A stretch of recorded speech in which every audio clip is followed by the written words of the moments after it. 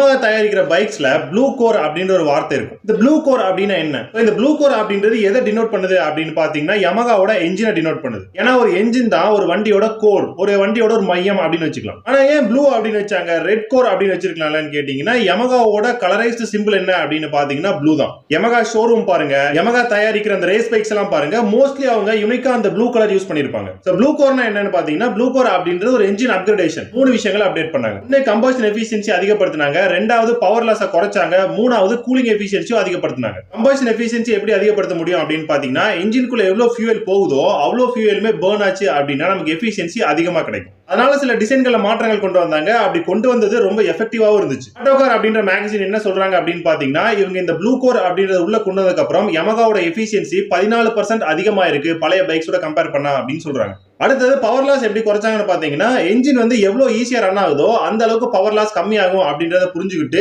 என்ஜினை வந்து ஈஸியா ரன் பண்ண வைக்க என்ன பண்ண முடியுமோ அதை பண்ணாங்க. எக்ஸாம்பிளுக்கு சிலிண்டர் ஆஃப்செட் பண்றது, அப்புறம் ரோலர் ராக்ராம் யூஸ் பண்றது, மூவிங் பார்ட்ஸ் எல்லாம் வந்து ரொம்ப லைட்டரான பார்ட்ஸா யூஸ் பண்றது, இந்த மாதிரி. அடுத்தது கூலிங் எஃபிஷியன்சி இன்க்ரீஸ் பண்ணாங்க. கூலிங் எஃபிஷியன்சி இன்க்ரீஸ் பண்றது மூலமாவும் பைக்கோட பெர்ஃபார்மன்ஸ் அதிகமா இருக்கும். கூலிங் எஃபிஷியன்சி இன்க்ரீஸ் பண்ண அவங்க ஃபின்ஸ் ஆப்டிமைஸ் பண்ணாங்க. அதே சமயம் அந்த ஏர் ஃப்ளோ சேனல் இருக்கு பாத்தீங்களா, அதை வந்து கிரியேட் பண்ணாங்க. அப்புறம் என்ஜின் மேல பெயிண்ட் பண்ற அந்த சர்ஃபேஸ் கோட் இருக்கு பாத்தீங்களா, அதுவும் வந்து நல்லா ஹீட் டிசிபேட் ஆகுற மாதிரி ஒரு கோட்டிங் வந்து அடிச்சாங்க.